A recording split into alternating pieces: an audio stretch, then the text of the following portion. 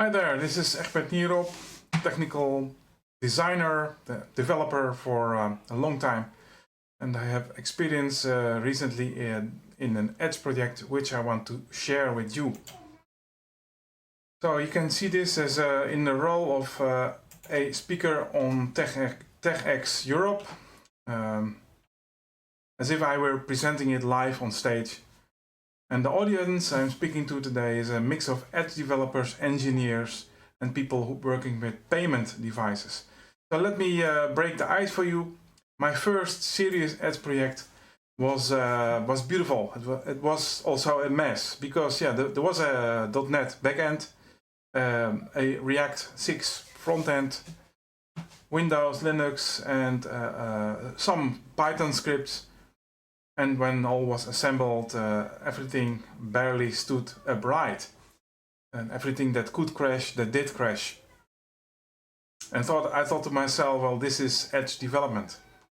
Until the client itself kind of fell apart, not technically, but personally. But that was a very interesting project. So these are the topics that we will be covering. First, the use case for this Edge device.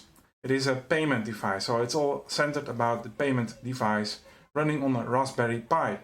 A customer pays in your shop or your customer shop, and which hardware do we use and which software do we use to make this all possible. And finally, we'll have a demo and some reflection on the whole topic. So this is the device. You see a payment device with a QR code and a small graphic showing the customer how to pay. And there is also an NFC code, NFC scanner connected to it. The device itself has 3D printed parts, and of course the screen and the Raspberry Pi is all parts that you can order. So I had to choose which direction I would go for a complete POS hardware device, and then build on top of Android. And then I have to use a brand like Nokia or Samsung. There's a big company behind it. You need to license it, and to plug in your own code. The other option is use a free OS, Linux for instance, and your own choice of hardware. In the last case, you have more overall control, but you need to optimize a few things, such as to make your OS silent as possible, so that it doesn't write data when you don't need it, and so the OS becomes power loss resistant. So if somebody unplugs the power, then you don't want a corrupt system. Also, you may have limited resources, so this puts a demand on your software requirements and which software you can deploy. This is the use case. A customer comes into a shop. The salesperson requires €22 payment, say 22, and the request goes to the backend, which is a REST service, C# in this case, and the REST service communicates with the device using a WebSocket. It shows a QR code. In the case the customer does not support that type of QR, we have fallback using Stripe. So this is the use case, very short, which works. Then the backend. What did I choose for the backend? Well, this is just an illustration, but this is what it really can support. It can support a huge amount of devices. If the backend is a Raspberry Pi 5, 8 GB memory, SSD drive, Raspberry Pi 5 and 64-bit is all very powerful for this purpose. The payment device itself is a low-end device. It uses a WaveShare 7-inch display, Raspberry Pi 2 Zero, and an NFC PN532 module, and of course some wire, some power adapters we need. The customer comes with their own mobile. You don't want to have them download an app to get your services or your ware being paid. So we let the customer use their own software, the bank app, of course. But the employee, they have an installed application, so they can use the app to signify, well, I want 22 euro paid and getting paid, and we will give a demo of that soon.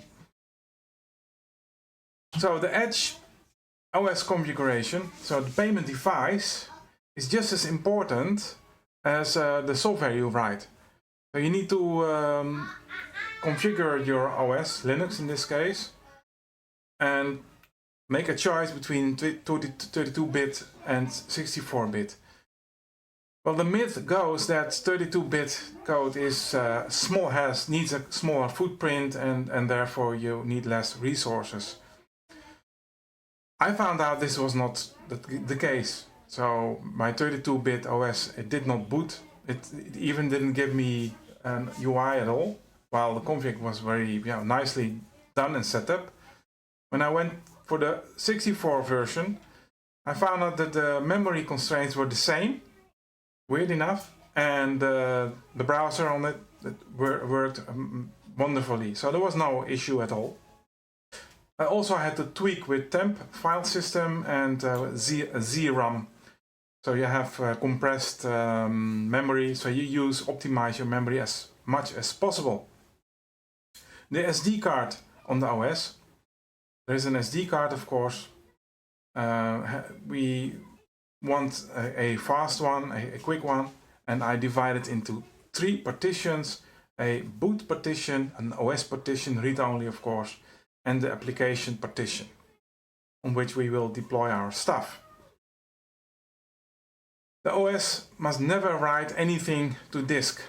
And why? Again, to avoid corruption. So if somebody plugs the power, unplugs, then you don't want to have a corrupt system. And yes, we did not deploy Python, because it's not because it's bad, but it's not needed here. For the software, we use C#, version .NET version 9.0. We had a 0 library policy. We didn't use any framework. The result was that when we compiled AOT native, the end executable was something like 21 megabytes, and it loaded very quickly in 0.3 or 3 seconds, which is surprisingly fast. C# in this case directly communicates with the GPIO ports. First I thought, well, this is a little bit risky to address the ports myself with my own code. Then I reviewed the source code of the NuGet package and I thought, well, maybe not. It's not as tricky when I look in this source code. The UI, I didn't use any framework, as I said before. I used pure HTML, JavaScript, and the browser was, in this case, Firefox ESR, which is a little bit conservative version of Firefox, and it was locked down to localhost. This to avoid complex CORS and authentication mechanisms. So C# in this setup functions as the web server on the payment device. And C# communicates with the backend with the REST API. So this resulted in JavaScript, which is minimal and elegant. No OAuth, no tokens, and traffic is local.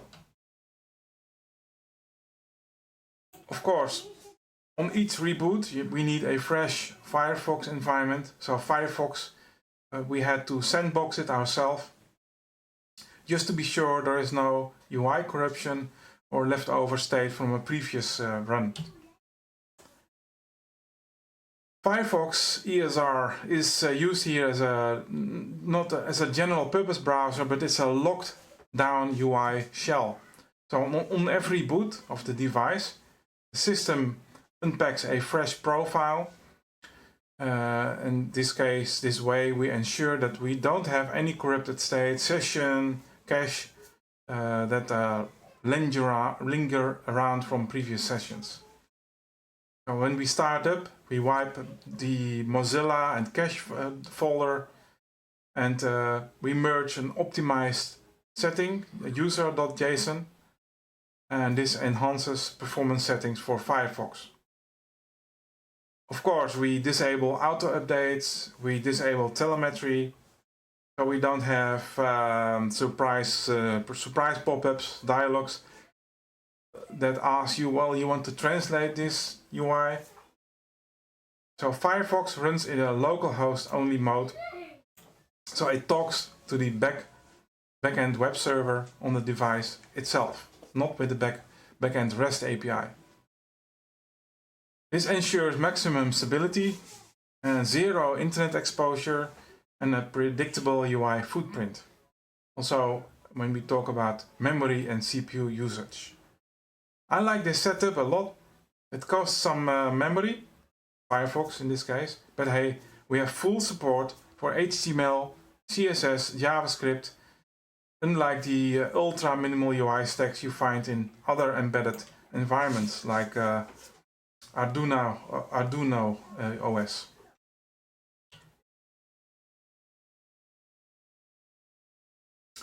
The device UI remains locked on the localhost, as I just explained, but beyond that, the device itself needs a unique fingerprint.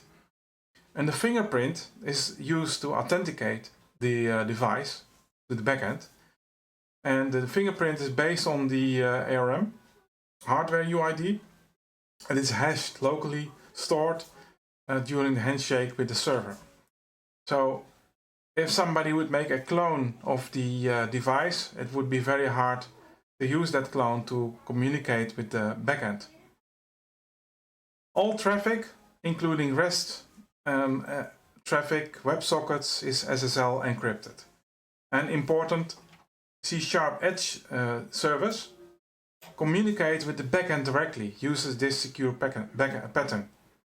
This means that the HTML frontend stays clean and simple. So HTML only talks with localhost, not any other third-party or external websites. On the backend, the REST API, we enforce rate limiting per device. So we protect against floods from the external hackers, script kiddies. We protect against brute force attempts. So even without logins or tokens, a device identity and the communication with the backend stays and remains secure. So how do we exactly get this idea that we ensure that only known devices can be inserted on the network? Well, registration happens via a pre-generated server GUID. So we have, say, 1,000 server GUIDs available, and during the handshake we release one GUID that we allow. The QR code then is being shown on the device, and using a camera the handshake occurs. So you can scan the whole process using a mobile, so the shop owner can then scan the device, the payment device, or another person can do it, but anyway, a certified person can do it. This prevents alien hardware from being enrolled into the ecosystem. Now I will give you a small live demo and how this system. Here we have our demo setup. At this side, the other side, we see our mobile Android 14, and above me we have the payment device.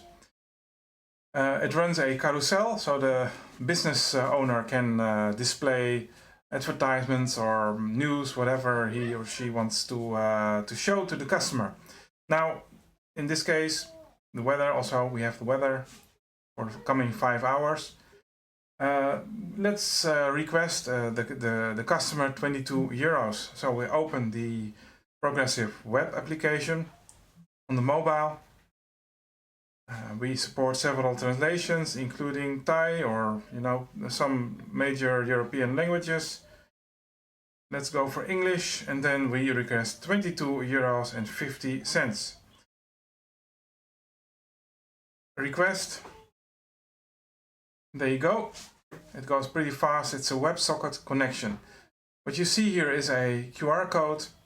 Most German mobiles do support this.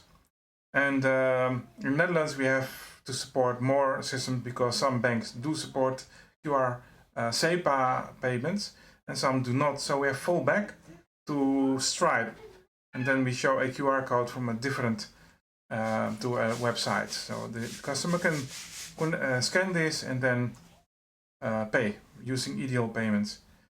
The business owner then can press succeeded or failed. This is the same way what happens, for instance, in Asia with prompt pay. The owner must signify if the transaction succeeded or not, or failed. Let's go into a short source code review. We have here the whole project for everything that you just saw. We have the REST API service. We have some unit tests. We have the payment device, and this one we compile to native code for Raspberry Pi. What does it look like? Well, there are 0 libraries. We did not install any third-party libraries on .NET, so we can maintain and control everything ourselves. We have some shell scripts, some commands, some. What you see is that the C# differs a little bit from what you would be used to as a C# developer. You need to be very careful not to waste memory or any other assets. So this way we use native calls into the system. For instance, here you open the version of the system and then you can parse it, allocating the least amount of memory. The website on the Edge device, which Firefox gets, is running on the expected folder www.roots, and then you have CSS files, HTML and JavaScript. This we deploy to the device using a specific script, and then yeah, it just runs very nice, very well. Let's go to back to the presentation.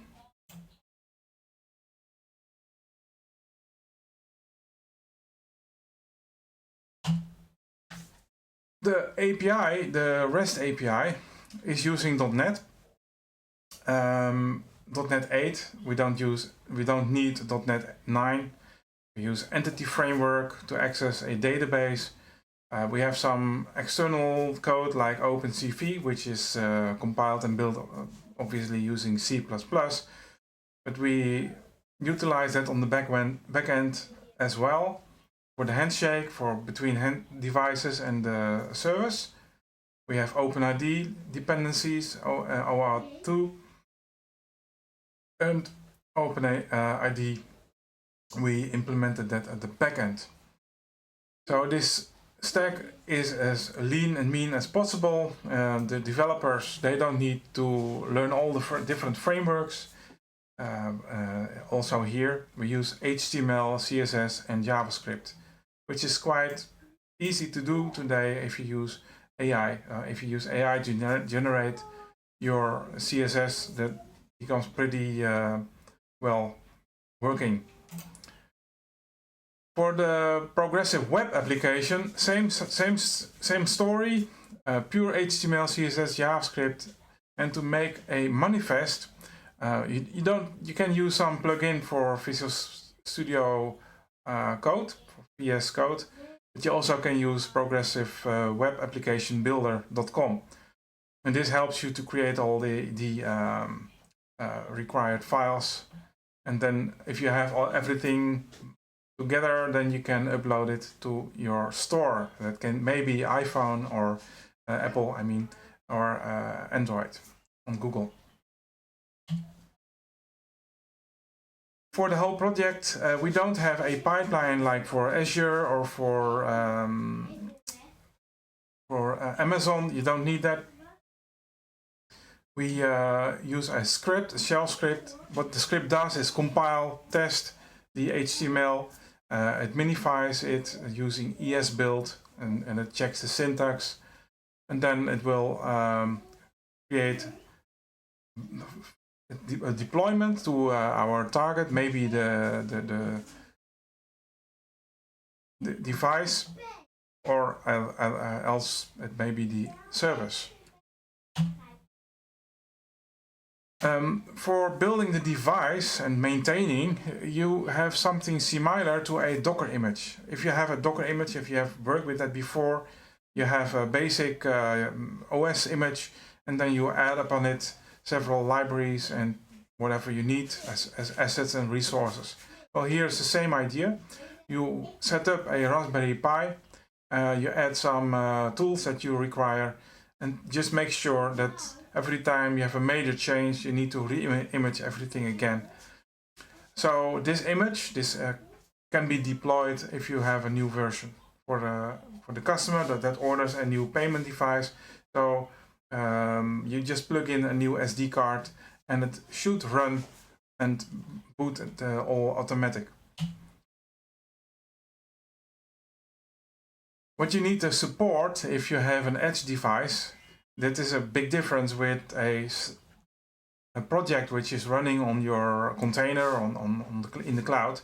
You need to support health monitoring.